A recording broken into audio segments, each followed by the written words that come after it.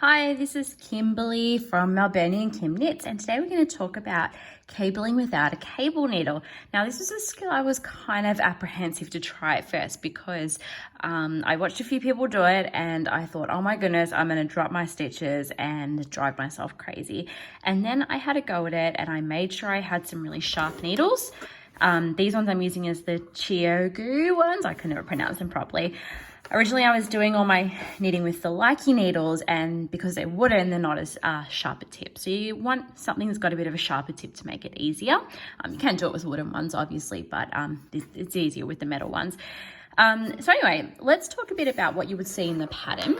So in the pattern here, this pattern here is looking at these stitches here, which are a cable forward because the stitches will cross to the left and then a cable backwards. So the ones here will cross to the right. So we're going to work a repeat of these without using our cable needle.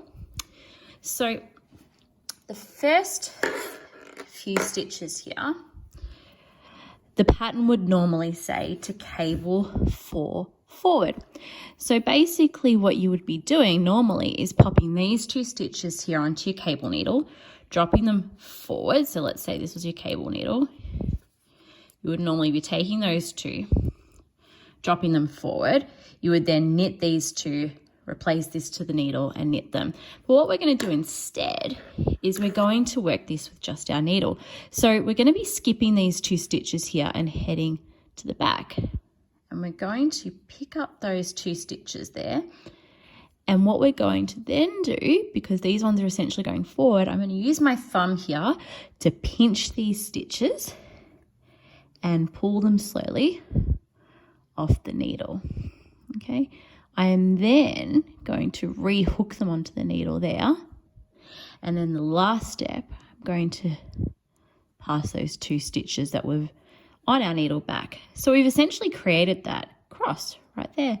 And then all I need to do is go ahead and knit all 4 stitches.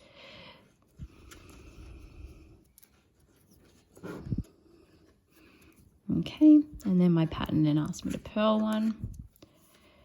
Okay, and then for this one here, we're going to be cabling 4 backwards. So these ones are going to be our stitches that are going to go behind. So, sorry, these ones are going to be our stitches that are going to go behind. So I'm going to be working these 2 stitches now forward. So you can see these 2 are going behind the needle. Same thing, this time sort of pinch on the back there with your finger. So I'm sort of pinching the back there. Pass them off. Collect them again. And then pop those 2 stitches that you've just crossed over onto the needle. And then all you need to do is knit all 4 stitches.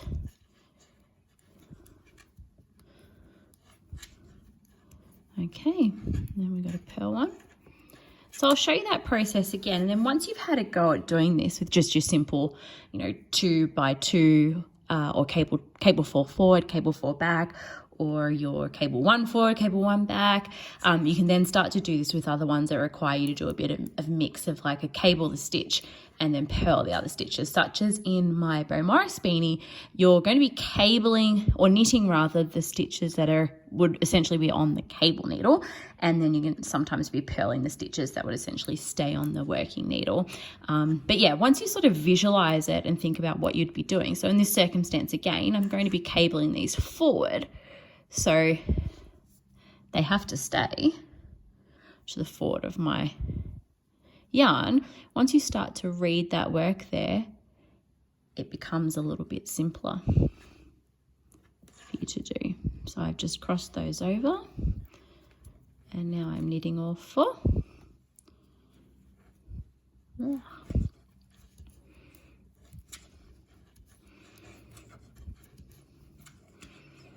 And then my next set of stitches here is a cable 4 backward stitch.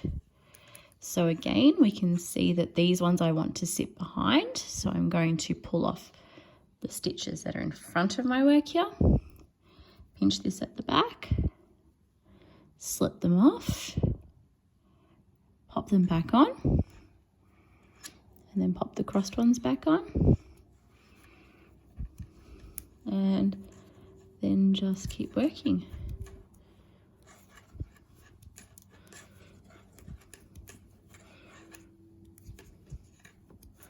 All right, so I'll show you that one more time with the cabling 4 forward and cabling 4 back, and then that will help you to do the other ones here. So cable 4 forward, those stitches need to be forward. So I'm going to slip through behind and pick up those 2.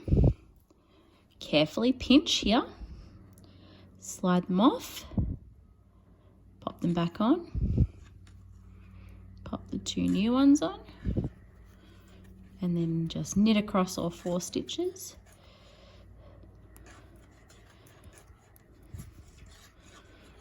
Okay, and then got my pearl one, and then cable 4 back, so these ones would have to sit at the back. So pinch them off, pop them back on. So obviously if these are the ones that you were cabling, and let's say the pattern did ask you to do something like knit 2 stitches from the cable needle and then purl the other 2, you would just do that once you've done the swap and cross sort of thing. So you would knit these 2, for example, and then it might say purl the next 2 stitches. So then you would just go ahead and purl those next 2 stitches.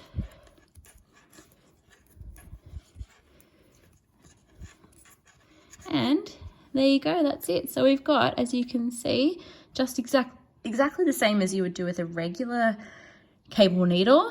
Nice and easy, one less thing to have to find. I'm always losing my cable needle, and then I'm always mistaking it for a double pointed needle. And I'm like, hey, that cable needle is really long.